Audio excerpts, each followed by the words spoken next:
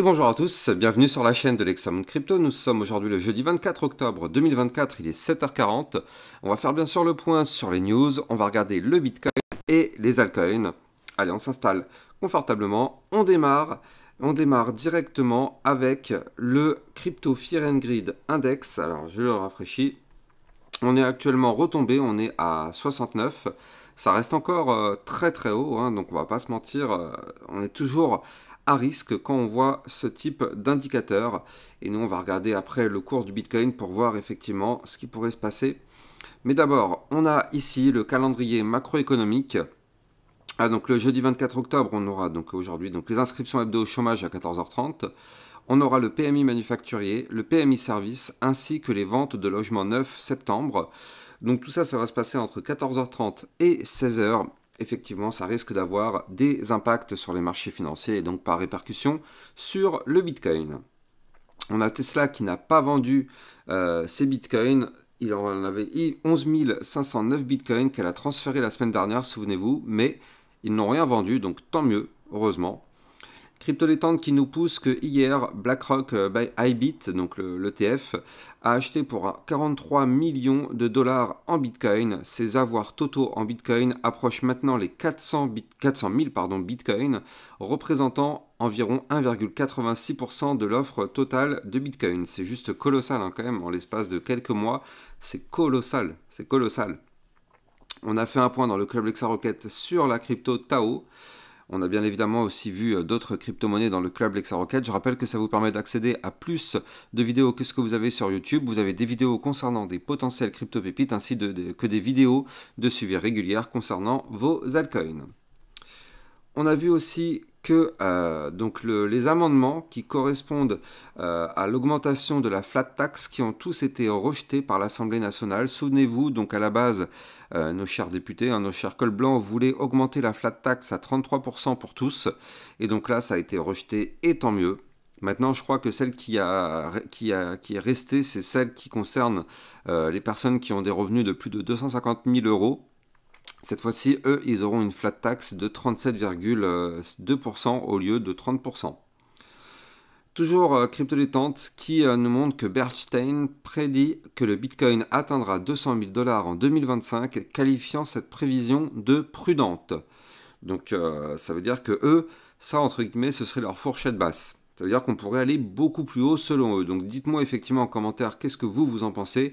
Moi je trouve que ça fait quand même très très haut. À la rigueur, ce serait vraiment la fourchette très haute pour moi. Mais bon, tout est possible, on est en crypto-monnaie. Je vous ai mis bien sûr des alertes concernant le Bitcoin.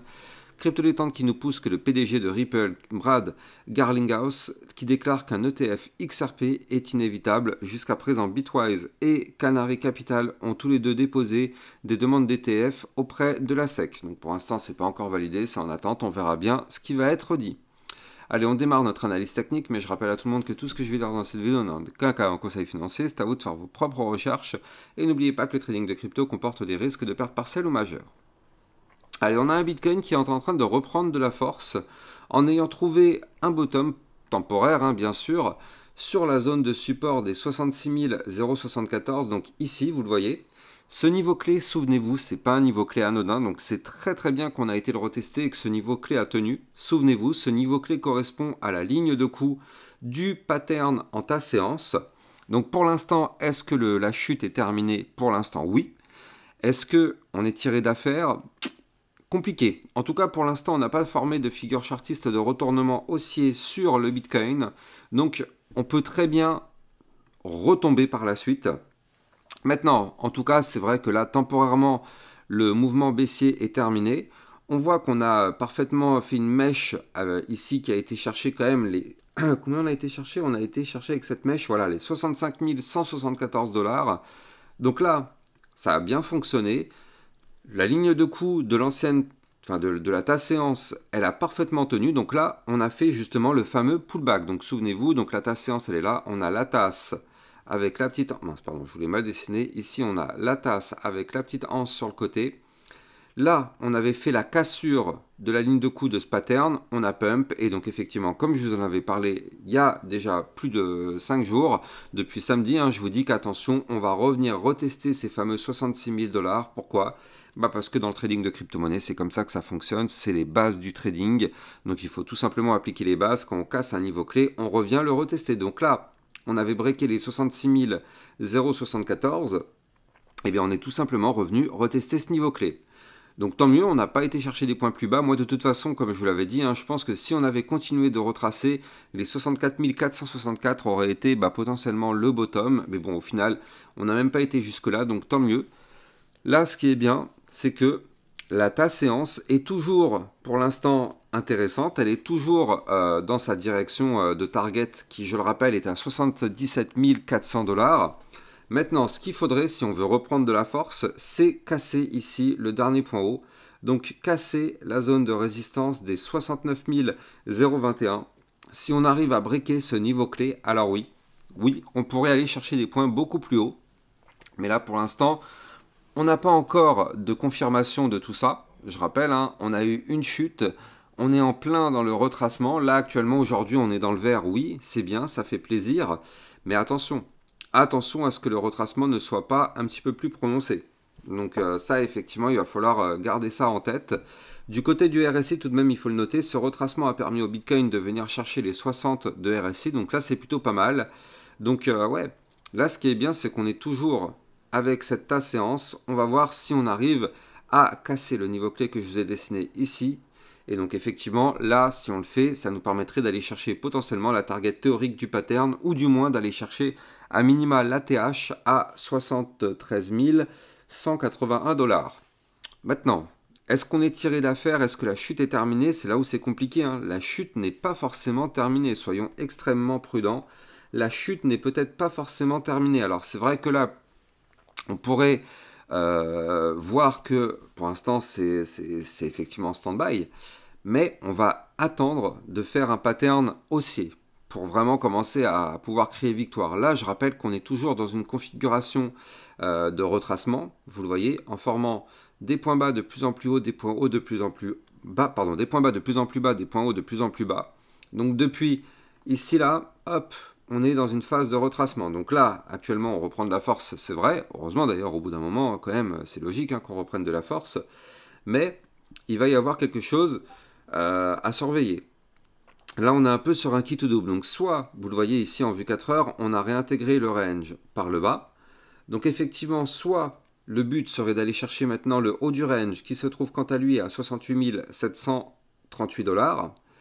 Soit, là, on se fait rejeter par le milieu des bandes de Bollinger, pardon. Donc le milieu des bandes de Bollinger se trouve actuellement là où on est, hein, 67 307 $. On se fait rejeter par ça, boum, on fait une chute et on va chercher un point plus bas.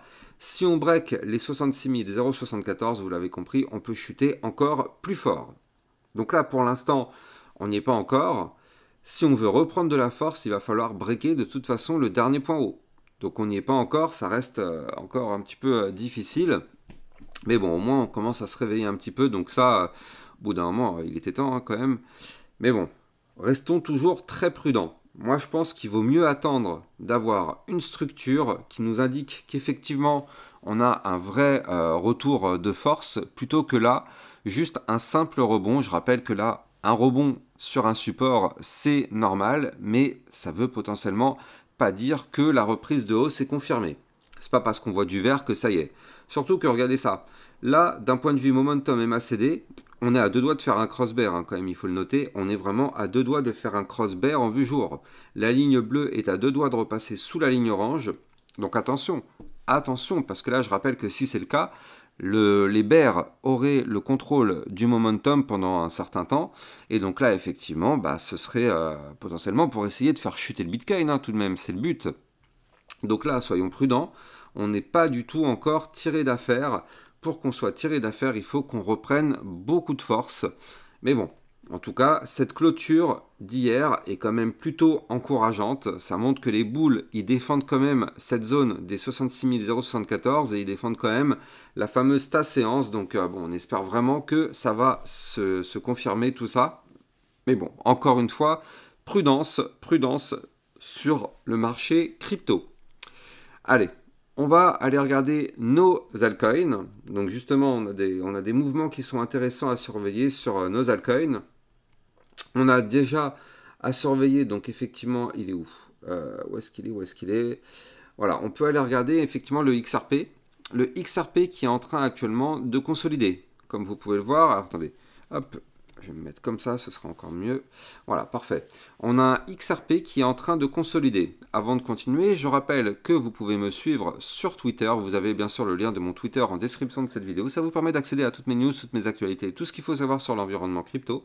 Et n'oubliez pas de venir rejoindre le club LexaRocket si vous aussi vous voulez recevoir des potentiels crypto-pépites ou bien des vidéos régulières par rapport à toutes les cryptos que vous kiffez, le Tao, le CKB, Jasmine, Render, Fetch, bref, toutes ces cryptos-là sont analysées très régulièrement, bien plus encore dans le club LexaRocket. Bien sûr, là aussi, vous avez le lien en description de cette vidéo.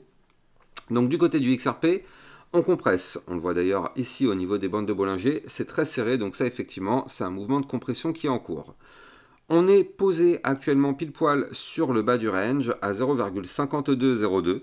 Donc pour l'instant, tant que ce niveau clé y tient, on a toujours un espoir de rebond. Bien sûr, il ne faut surtout pas que le Bitcoin se mette à cracher aussi, parce que là, si le Bitcoin se met à cracher, malheureusement, ça n'aide pas.